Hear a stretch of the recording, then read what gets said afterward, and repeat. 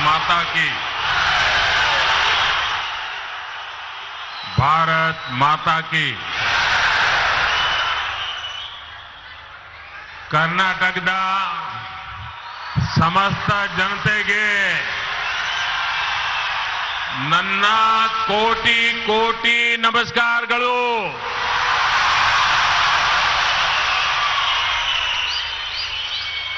मंच पर विराजमान पूज्य स्वामी जी, कर्नाटका के गवर्नर श्री थावरचंद गहलोत जी, यहां के लोकप्रिय मुख्यमंत्री श्री बसवराज बोम्मई जी, पूर्व मुख्यमंत्री श्रीमान येदियुरप्पा जी, केंद्रीय मंत्रिमंडल के मेरे सहयोगीगण, राज्य सरकार के मंत्री, सांसदगण, विधायकगण,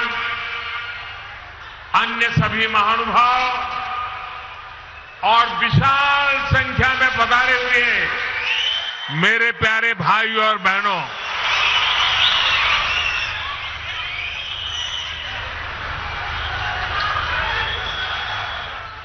ये मेरा सौभाग्य है कि आज मुझे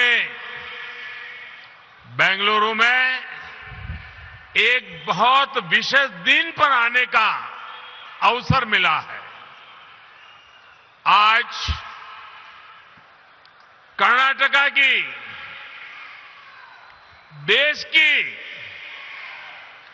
दो महान संतानों की जन्म जयंती है। संत कनकदास जी ने हमारे समाज को मार्गदर्शन दिया, तो उनके ओवावाज ने हमारे गौरव, हमारी संस्कृति की सुरक्षा के लिए योगदान किया। मैं इन दोनों विभूतियों को पुनः एक बार नमन करता हूं। साथियों, आज इन महान विभूतियों को सम्मान देते हुए हम बेंगलुरु के कर्नाटका के विकास और विरासत दोनों को सशक्त कर रहे हैं। आज कर्नाटका को पहली made in India Vande Bharat train मिली। ये ट्रेन चेन्नई, देश की स्टार्टअप कैपिटल बेंगलुरु और धरोहरों के शहर मैसूरू को आपस में जोड़ती है। कर्नाटका के लोगों को अयोध्या, प्रयागराज और काशी के दर्शन कराने वाली भारत गौरव काशी दर्शन ट्रेन, इसकी भी आज शुरुआत हुई है। आज केम्पेगौड़ा इंटरनेशनल एयरपोर्ट के दूसरे टर्मिनल का भी उद्घाटन हुआ है। मैंने सोशल मीडिया पर एयरपोर्ट के नए टर्मिनल की कुछ तस्वीरें पोस्ट की थी और आज वहां जाकर लगा कि नया टर्मिनल तस्वीरों में जितना सुंदर दिख रहा है, उससे भी ज्यादा भव्य है, आधुनिक है। ये बेंगलुरु के लोगों की बहुत पुरानी मांग थी, जो अब हमारी सरकार पूरा कर रही है। साथ केम्पेगौड़ा जी की 108 फीट की प्रतिमा के अनावरण और उनके जलाभिषेक का भी अवसर मिला। नाड़ प्रभु केम्पेगौड़ा की ये विशाल प्रतिमा हमें भविष्य के बेंगलुरु भविष्य के भारत के लिए निरंतर समर्पित भाव से मेहनत करने की प्रेरणा देगी। भाइयों और बहनों, ये मेरा सौभाग्य है कि आज पूज्य स्वामी जी ने जिस प्रकार से आशीर्वाद दिए, जिस प्रकार से भावना प्रकट की, मैं हृदय से उनका आभार व्यक्त करता हूं। साथियों, आज पूरी दुनिया में भारत की पहचान स्टार्टअप के लिए है और भारत की इस पहचान को सशक्त करने में बहुत बड़ी भूमिका हमारे बेंगलुरु की है। स्टार्टअप सिर्फ एक कंपनी भर नहीं होता, स्टार्टअप एक जज्बा होता है, कुछ नया करने का जज्बा, कुछ हटकर के सोचने का जज्बा। स्टार्टअप एक विश्वास होता है हर उस चुनौती के समाधान का जो देश के सामने है। इसलिए बेंगलुरु एक स्टार्टअप स्पिरिट का प्रतिनिधित्व करता है। यही स्टार्टअप स्पिरिट आज दुनिया में भारत को एक अलग लीग में खड़ा करती है। भाइयों और बहनों, आज यहां जो कार्यक्रम हो रहा है, ये भी बेंगलुरु की इसी युवा स्पिरिट का प्रतिबिंब है।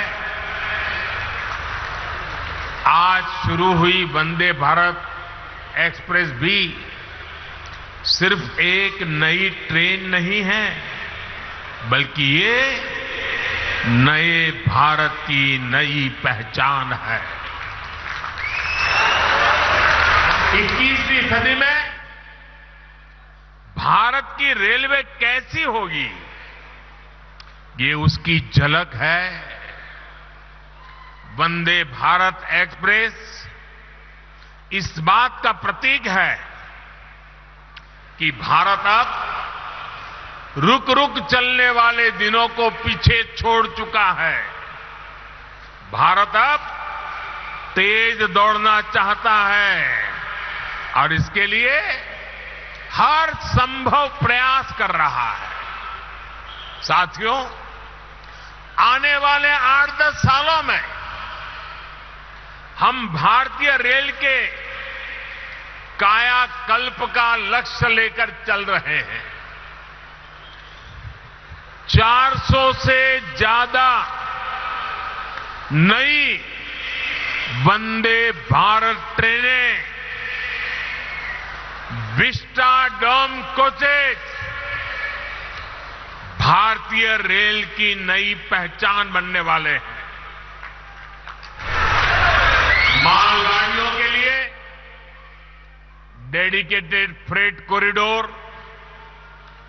ट्रांसपोर्टेशन की गति बढ़ाएंगे और समय भी बचाएंगे।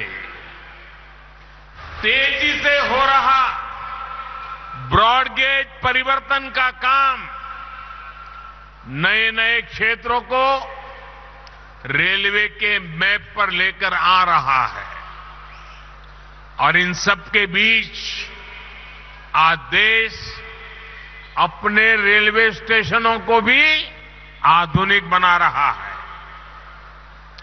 आज आप बेंगलुरु के सर एम विश्वेश्वरैया जी के रेलवे स्टेशन जाते हैं तो एक अलग ही दुनिया का अनुभव होता है। हमारा लक्ष्य देश के बड़े रेलवे स्टेशनों को इस प्रकार आधुनिक बनाने का है। इसी सोच के साथ यहां कर्नाटका में भी बेंगलुरु कैंटोनमेंट यशवंतपुर रेलवे स्टेशनों का भी कायाकल्प किया जा रहा है। साथियों, विकसित भारत के निर्माण में हमारे शहरों के बीच कनेक्टिविटी की भी बड़ी भूमिका होगी।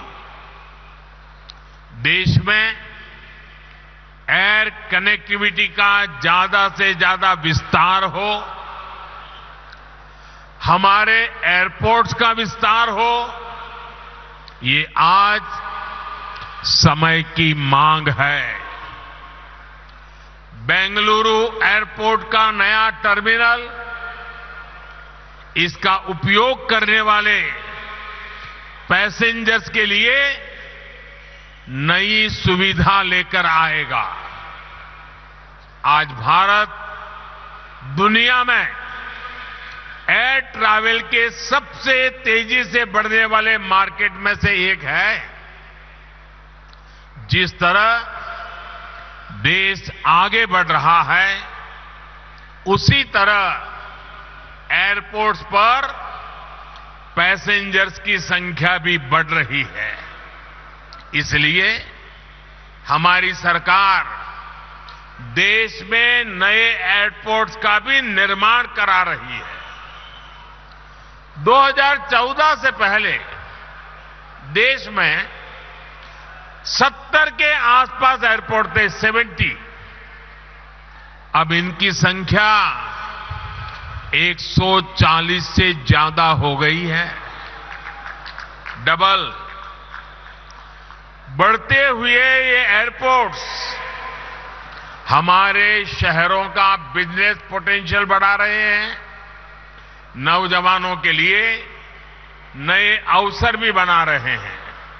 साथियों, आज पूरी दुनिया में भारत में निवेश के लिए जो अभूतपूर्व विश्वास बना है, उसका बहुत बड़ा लाभ कर्नाटका को भी मिल रहा है। आप कल्पना कीजिए, बीते 3 वर्ष जब पूरी दुनिया कोविड से प्रभावित रही, तब कर्नाटका में लगभग 4 लाख करोड़ रुपए का निवेश हुआ। पिछले वर्ष एफडीआई को आकर्षित करने में कर्नाटका देश में अग्रणी रहा है। और ये जो निवेश हो रहा है, ये सिर्फ आईटी सेक्टर तक सीमित नहीं है, बल्कि बायोटेक्नोलॉजी से लेकर डिफेंस मैन्युफैक्चरिंग तक हर सेक्टर का यहां विस्तार हो रहा है। देश में एयरक्राफ्ट और स्पेसक्राफ्ट इंडस्ट्री में 25% हिस्सेदारी ये हमारे कर्नाटका की है। देश की सेना के लिए जो एयरक्राफ्ट और हेलीकॉप्टर हम बना रहे हैं, उसमें से लगभग 70% यही बनते हैं। देश में इलेक्ट्रिक व्हीकल मैन्युफैक्चरिंग में भी कर्नाटका बहुत आगे है। आज फॉर्च्यून 500 कंपनियों में से 400 से अधिक कंपनियां कर्नाटका में काम कर रही है।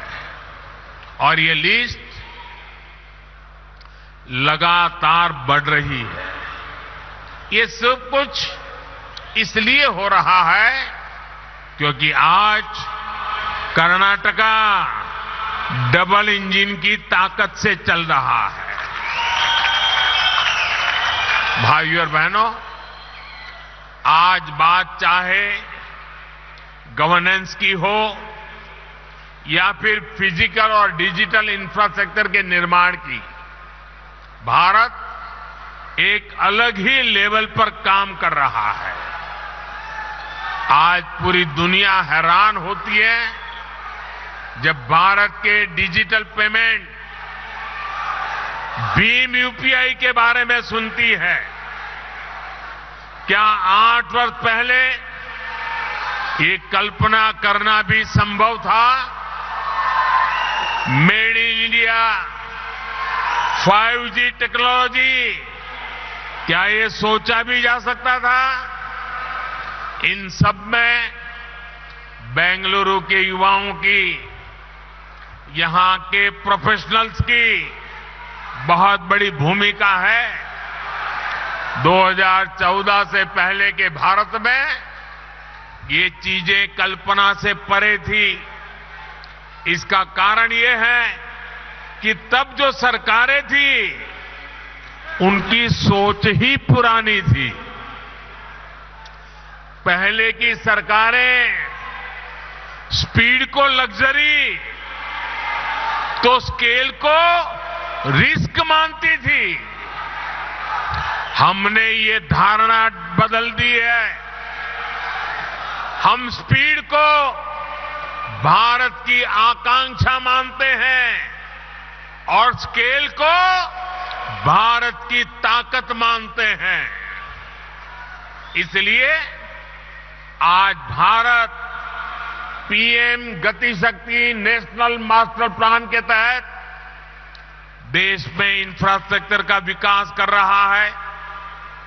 हम सभी साक्षी हैं कि कैसे अतीत में इंफ्रास्ट्रक्चर के निर्माण में सबसे बड़ी समस्या तालमेल की रहती थी। जितने ज्यादा विभाग, जितनी ज्यादा एजेंसियां, उतनी ही देरी निर्माण में होती थी। इसलिए हमने तय किया कि सबको एक प्लेटफॉर्म पर लाया जाए।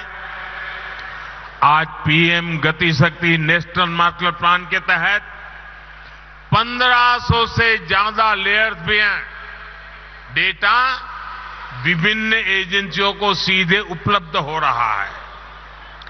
आज केंद्र और राज्य सरकारों के दर्जनों मंत्रालय, दर्जनों विभाग इस प्लेटफॉर्म से जुड़ चुके हैं।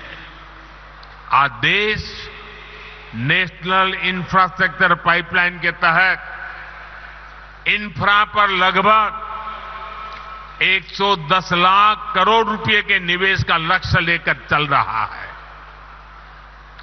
देश में ट्रांसपोर्ट के हर माध्यम एक दूसरे से जुड़े, एक दूसरे को सपोर्ट करें। इसके लिए देश का बल, पूरी ताकत मल्टी मॉडल इंफ्रास्ट्रक्चर पर है। कुछ समय पहले ही देश ने नेशनल लॉजिस्टिक पॉलिसी भी लॉन्च की है। ये पॉलिसी देश में ट्रांसपोर्टेशन का खर्च कम करने, ट्रांसपोर्टेशन को इनोवेटिव बनाने में मदद करेगी। साथियों, भारत को विकसित बनाने के लिए फिजिकल इंफ्रास्ट्रक्चर के साथ ही देश के सोशल इंफ्रास्ट्रक्चर का भी मजबूत होना उतना ही आवश्यक है। मुझे खुशी है कि कर्नाटका की डबल इंजन सरकार सोशल इंफ्रा पर भी उतना ही ध्यान दे रही है। बीते 8 वर्षों में देश में गरीबों के लिए 3.5 करोड़ घर बनाए गए हैं। यहां कर्नाटका में भी गरीबों के लिए 8 लाख से ज्यादा पक्के घरों को स्वीकृति दी गई है। जल जीवन मिशन के तहत सिर्फ 3 वर्षों में ही देश में 7 करोड़ से अधिक घरों में पाइप से पानी की सुविधा पहुंचाई गई है। कर्नाटका के भी 30 लाख से ज्यादा ग्रामीण परिवारों तक पहली बार पाइप से पानी पहुंचा है। आयुष्मान भारत योजना के तहत देश के 4 करोड़ गरीबों को अस्पताल में मुफ्त इलाज मिला है। कर्नाटका के भी 30 लाख से अधिक गरीब मरीजों ने ये योजना का लाभ लिया है। मुझे खुशी है कि इन सुविधाओं की सबसे अधिक लाभार्थी हमारी माताएं हैं, हमारी बहनें हैं, हमारी बेटियां हैं। भाइयों और बहनों, आज देश में छोटे किसान हो, छोटे व्यापारी हो, फिशरमैन हो, रेहड़ी पटरी ठेले वाले हो, ऐसे करोड़ों लोग पहली बार देश के विकास की मुख्य धारा से जुड़ रहे हैं। पीएम किसान सम्मान निधि के तहत देश के 10 करोड़ से अधिक किसानों के बैंक खातों में लगभग 2.25 लाख करोड़ रुपए ट्रांसफर किए गए हैं। कर्नाटका के भी 55 लाख से ज्यादा छोटे किसानों को लगभग 11,000 करोड़ रुपए मिल चुके हैं। पीएम स्वनिधि के तहत देश के 40 लाख से अधिक रेहड़ी पटरी ठेले वाले भाई बहनों को आर्थिक मदद मिली है। इसका लाभ कर्नाटका के भी 2 लाख से ज्यादा स्ट्रीट वेंडर्स को हुआ है। साथियों, इस बार 15 अगस्त को लाल किले से मैंने अपने देश की विरासत पर गर्व की बात कही थी। हमारी ये विरासत सांस्कृतिक भी है, आध्यात्मिक भी है। आज भारत गौरव रेल देश के आस्था और आध्यात्म के स्थलों को जोड़ने के साथ ही एक भारत श्रेष्ठ भारत की भावना को भी मजबूत कर रही है। इस वर्ष अब तक देश के अलग अलग हिस्सों के लिए इस ट्रेन की 9 यात्राएं पूरी हो चुकी हैं। शिरडी मंदिर हो, श्री रामायण यात्रा हो, दिव्य काशी यात्रा हो, ऐसी सभी ट्रेनों का यात्रियों को बहुत सुखद अनुभव रहा। आज कर्नाटका से काशी, अयोध्या और प्रयागराज के लिए यात्रा शुरू हुई है।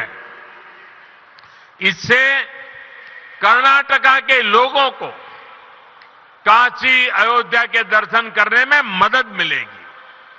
भाइयों और बहनों, भगवत भक्ति और सामाजिक शक्ति से कैसे समाज को जोड़ा जा सकता है, इसकी प्रेरणा हमें संत कनकदास जी से भी मिलती है।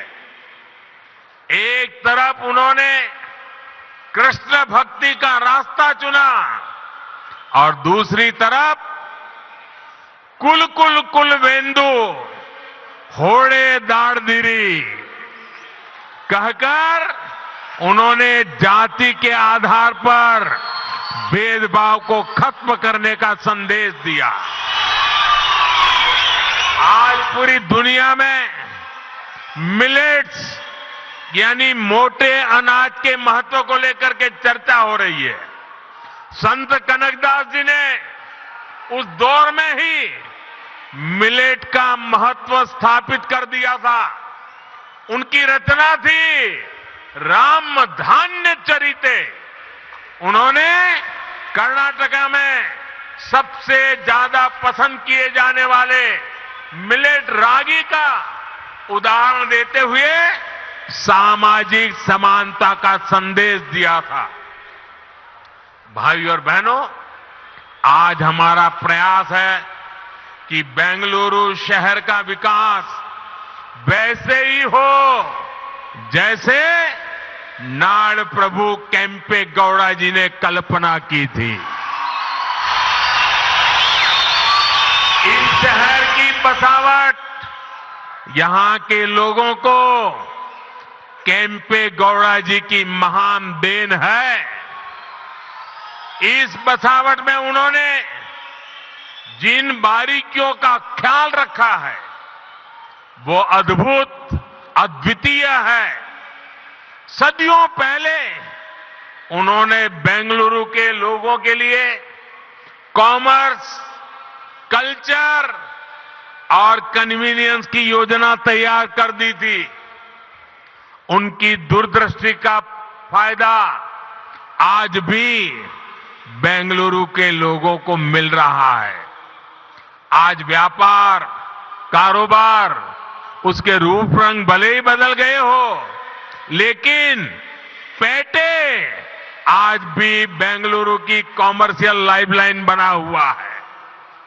नाड़ प्रभु केम्पे गौड़ा जी का बेंगलुरु की संस्कृति को भी समृद्ध करने में अहम योगदान है।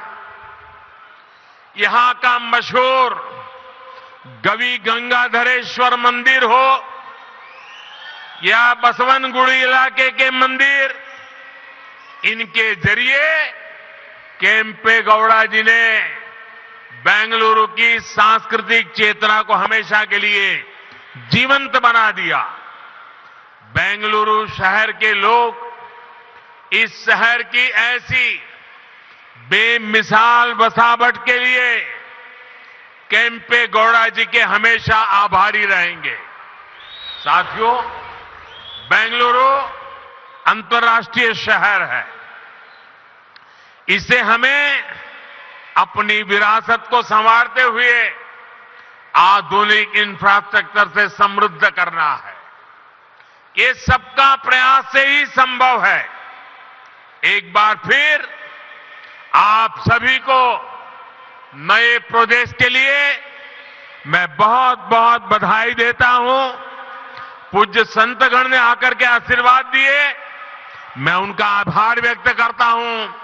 और इतनी बड़ी तादाद में उमंग और उत्साह से भरे हुए कर्नाटका के नौजवान, कर्नाटक की माताएं बहनें, यहां का किसान हमें आशीर्वाद दे रहा है। मैं हृदय से आपका बहुत बहुत आभार व्यक्त करता हूं। धन्यवाद। बहुत बहुत धन्यवाद माननीय प्रधानमंत्री जी। बंधुगळे, ಕರ್ನಾಟಕದ ಡಬಲ್ ಇಂಜಿನ್ ಸರ್ಕಾರದ ಕಾರ್ಯವೈಖರಿಯನ್ನ ಮುಕ್ತ ಕಂಠದಿಂದ ಶ್ಲಾಘಿಸಿದ್ದಾರೆ ಸನ್ಮಾನ್ಯ ಪ್ರಧಾನಮಂತ್ರಿಗಳಾದ ಶ್ರೀ ನರೇಂದ್ರ ಮೋದಿ ಅವರು. He has complimented profusely the efforts of the Karnataka government towards contributing a new Karnataka to Navabharata. ಬಂಧುಗಳೇ, ನಾವೆಲ್ಲರೂ ಸಹ ಪ್ರಧಾನಮಂತ್ರಿಗಳಿಗೆ ಜೋರಾದ ಕರತಾಡನದೊಂದಿಗೆ please put your hands together and let's thank the honorable Prime Minister of India Shri ಕೆಂಪೇಗೌಡರಿಗೆ ಸದಾ ಕಾಲ ಆಭಾರಿಯಾಗಿರ್ತಾರೆ. ಕೆಂಪೇಗೌಡರ ಕಲ್ಪನೆಯಂತೆ ಬೆಂಗಳೂರು ನಗರ ಅಭಿವೃದ್ಧಿಯಾಗಬೇಕು ಅಂತ ಕರೆ ಕೊಟ್ಟಿದ್ದಾರೆ ಪ್ರಧಾನಿ. ಕನ್ನಡದಲ್ಲೇ ಮಾತು ಆರಂಭಿಸಿದ್ರು ಪ್ರಧಾನಿ. ಕನಕದಾಸರಿಗೆ, ವಾಲ್ಮೀಕಿ ಮಹರ್ಷಿಗೆ ನಮನ ಸಲ್ಲಿಸಿ ಬೆಂಗಳೂರನ್ನ ಹಾಡಿ ಹೊಗಳಿದ್ದಾರೆ. ಕರ್ನಾಟಕದ ಪ್ರಗತಿಯನ್ನ ಹಾಡಿ ಹೊಗಳಿದ್ರು ಪ್ರಧಾನಿ. ಪ್ರಗತಿಯ ಪ್ರತಿಮೆಯ ಅನಾವರಣಗೊಳಿಸಿ ಮಾತನಾಡಿದ ಪ್ರಧಾನಿ ಮೋದಿ. ಸ್ಟಾರ್ಟ್ಅಪ್ ಸ್ಪಿರಿಟ್ನ ಪ್ರತಿನಿಧಿ ಬೆಂಗಳೂರು ಅಂತ ಕರೆದಿದ್ದಾರೆ. ಮತ್ತೆ ಡಬಲ್ ಎಂಜಿನ್ ಮಂತ್ರವನ್ನ ಪಠಿಸಿದ್ರು ಪ್ರಧಾನಿ ಮೋದಿ. ಕರ್ನಾಟಕದ ಅಭಿವೃದ್ಧಿ, ಬೆಂಗಳೂರಿನ ಅಭಿವೃದ್ಧಿ ಸಾಧ್ಯವಾಗ್ತಾ ಇರುವಂತದ್ದು ರಾಜ್ಯ ಮತ್ತು ಕೇಂದ್ರದಲ್ಲಿ ಬಿಜೆಪಿ ಸರ್ಕಾರ ಇರೋದ್ರಿಂದ ಅನ್ನೋದನ್ನ ನೆನಪಿಸಿ ಮತ್ತೆ ಡಬಲ್ ಎಂಜಿನ್ ಮಂತ್ರವನ್ನ ಪಠಿಸಿದ್ದಾರೆ ಪ್ರಧಾನಿ ಮೋದಿ. ನಾಡಪ್ರಭು ಕೆಂಪೇಗೌಡರ ಪ್ರತಿಮೆ ಭವಿಷ್ಯದ ಬೆಂಗಳೂರು, ಭವಿಷ್ಯದ ಭಾರತಕ್ಕೆ ನಮ್ಮನ್ನ ಸಮರ್ಪಿತಗೊಳಿಸೋದಕ್ಕೆ ನಮಗೆ ಪ್ರೇರಣೆಯಾಗಿರಲಿದೆ ಎಂದರು ಪ್ರಧಾನಿ. ಬೆಂಗಳೂರನ್ನ ಹಾಡಿ ಹೊಗಳಿದ್ದಾರೆ. ಕರ್ನಾಟಕದ ಪ್ರಗತಿಯನ್ನ ಹಾಡಿ ಹೊಗಳಿದ್ರು ಪ್ರಧಾನಿ. ರಾಜ್ಯ ಸರ್ಕಾರದ ಕಾರ್ಯವೈಖರಿಯನ್ನ ಶ್ಲಾಘಿಸಿದ ಪ್ರಧಾನಿ. ಶರವೇಗದ ಅಭಿವೃದ್ಧಿ ಸಾಧ್ಯವಾಗ್ತಾ ಇರುವಂತದ್ದು ಡಬಲ್ ಎಂಜಿನ್ ಸರ್ಕಾರದಿಂದ ಅಂತ ಮತ್ತೆ ಡಬಲ್ ಎಂಜಿನ್ ಮಂತ್ರ ಪಠಿಸಿದ್ದಾರೆ. ಬೆಂಗಳೂರಿನ ಸ್ಟಾರ್ಟ್ಅಪ್ನ ರಾಜಧಾನಿ ಅಂದ್ರು. ಈ ಸ್ಟಾರ್ಟ್ಅಪ್ ಸ್ಪಿರಿಟ್ನ ಪ್ರತಿನಿಧಿತ್ವವನ್ನು ಬೆಂಗಳೂರು ಹೊಂದಿದೆ ಅಂತ ಹಾಡಿ ಹೊಗಳಿದ್ದಾರೆ. ಕೆಂಪೇಗೌಡರ ಕಲ್ಪನೆಯಂತೆ ಬೆಂಗಳೂರು ಅಭಿವೃದ್ಧಿಯಾಗಬೇಕಿದೆ ಎಂದರು.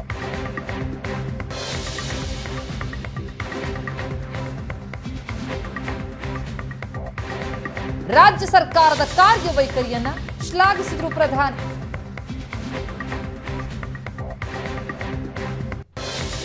ಹೊಸ ಟರ್ಮಿನಲ್ ಬಹಳ ಭವ್ಯವಾಗಿದೆ, ಆಧುನಿಕವಾಗಿದೆ. ಬೆಂಗಳೂರಿಗರ ಹಲವು ದಿನಗಳ ಬೇಡಿಕೆ ಈಡೇರಿದೆ ಎಂದರು ಪ್ರಧಾನಿ. ಬೆಂಗಳೂರು ಸ್ಟಾರ್ಟ್ಅಪ್ಗಳ ರಾಜಧಾನಿ. ಈ ಮೂಲಕ ಒಂದು ವಿಶ್ವಾಸ, ಹೊಸ ಸವಾಲನ್ನು ಎದುರಿಸುವ ಶಕ್ತಿಯನ್ನ ಕೊಡ್ತಾ ಇದೆ ಬೆಂಗಳೂರು ಅಂತ ಹಾಡಿ ಹೊಗಳಿದ್ದಾರೆ.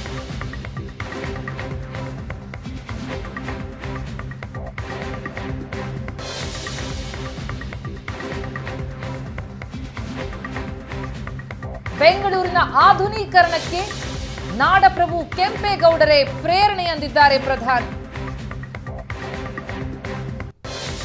ಕರ್ನಾಟಕದಲ್ಲಿ ಪ್ರಗತಿ ಸಾಧ್ಯವಾಗ್ತಾ ಇರುವಂತದ್ದು ಡಬಲ್ ಎಂಜಿನ್ ಸರ್ಕಾರದಿಂದ ಎಲ್ಲವೂ ಸಾಧ್ಯವಾಗ್ತಾ ಇದೆ. ಮತ್ತೆ ಡಬಲ್ ಎಂಜಿನ್ ಮಂತ್ರ ಪಠಿಸಿದ್ದಾರೆ. ತಮ್ಮ ಭಾಷಣದಲ್ಲಿ ಕನಕದಾಸರನ್ನ, ಓಬವ್ವರನ್ನ ಸ್ಮರಿಸಿದ್ರು. ಕೃಷ್ಣ ಭಕ್ತಿಯ ದಾರಿ ಹಿಡಿದು ಕನಕದಾಸರು ಕುಲ ಕುಲ ಕುಲವೆಂದು ಹೊಡೆದಾಡಬೇಡಿ ಅಂತ ಕರೆ ಕೊಟ್ಟಿದ್ದಾರೆ ಅಂತ ಸ್ಮರಿಸಿದ್ದಾರೆ. ತಮ್ಮ ಭಾಷಣದಲ್ಲಿ ಕೆಂಪೇಗೌಡರನ್ನ ಸ್ಮರಿಸಿದ್ರು. ಭವಿಷ್ಯದ ಬೆಂಗಳೂರು, ಭವಿಷ್ಯದ ಭಾರತಕ್ಕೆ ನಮ್ಮನ್ನ ಸಮರ್ಪಿತಗೊಳಿಸುವುದಕ್ಕೆ ನಾಡಪ್ರಭು ಕೆಂಪೇಗೌಡರ ಈ ಪ್ರತಿಮೆ ನಮಗೆ ಪ್ರೇರಣೆಯಾಗಿರಲಿದೆ ಎಂದರು ಪ್ರಧಾನಿ. ಸ್ವದೇಶಿ ನಿರ್ಮಿತ ವಂದೇ ಭಾರತ್ ರೈಲನ್ನ ಉದ್ಘಾಟಿಸಿ, ಹೊಸ ಟರ್ಮಿನಲ್ ಅನ್ನು ಉದ್ಘಾಟಿಸಿ, ಪ್ರಗತಿ ಪ್ರತಿಮೆ ನಾಡಪ್ರಭು ಕೆಂಪೇಗೌಡರ ಪ್ರತಿಮೆಯನ್ನ ಅನಾವರಣಗೊಳಿಸಿ ಜನರನ್ನು ಉದ್ದೇಶಿಸಿ ಮಾತನಾಡಿದಂತಹ ಪ್ರಧಾನಿ, ಬೆಂಗಳೂರಿನ ಆಧುನೀಕರಣಕ್ಕೆ ಕೆಂಪೇಗೌಡರೇ ಪ್ರೇರಣೆ ಅಂತ ಕರೆದಿದ್ದಾರೆ. ಕನಕದಾಸರ ಭಕ್ತಿ ಮಾರ್ಗವನ್ನ ಕೂಡ ಉಲ್ಲೇಖಿಸಿದ್ರು ಪ್ರಧಾನಿ. ಇಂದು ಕನಕದಾಸ ಜಯಂತಿ. ಕೃಷ್ಣ ಭಕ್ತಿಯ ಮಾರ್ಗದಲ್ಲಿ ಜಾತಿ ಭೇದವನ್ನ ತೊಲಗಿಸಿದ್ರು ಕನಕದಾಸರು ಅನ್ನೋದನ್ನು ಸ್ಮರಿಸಿದ್ರು.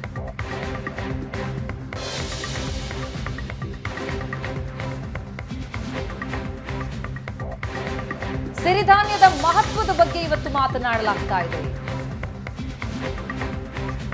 ಅಂದೇ ರಾಗಿಯ ಮಹತ್ವವನ್ನ ಸಾರಿದ್ರು ದಾಸರು.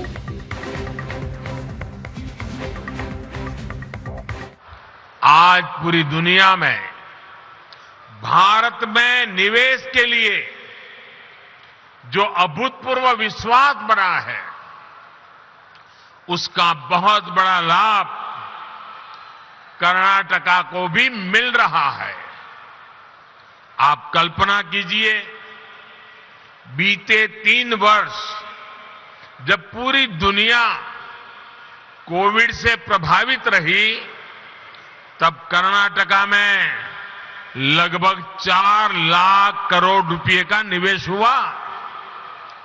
पिछले वर्ष एफडीआई को आकर्षित करने में कर्नाटका देश में अग्रणी रहा है। और ये जो निवेश हो रहा है, ये सिर्फ आईटी सेक्टर तक सीमित नहीं है, बल्कि बायोटेक्नोलॉजी से लेकर डिफेंस मैन्युफैक्चरिंग तक हर सेक्टर का यहां विस्तार हो रहा है। देश में एयरक्राफ्ट और स्पेसक्राफ्ट इंडस्ट्री में 25% हिस्सेदारी ये हमारे कर्नाटका की है।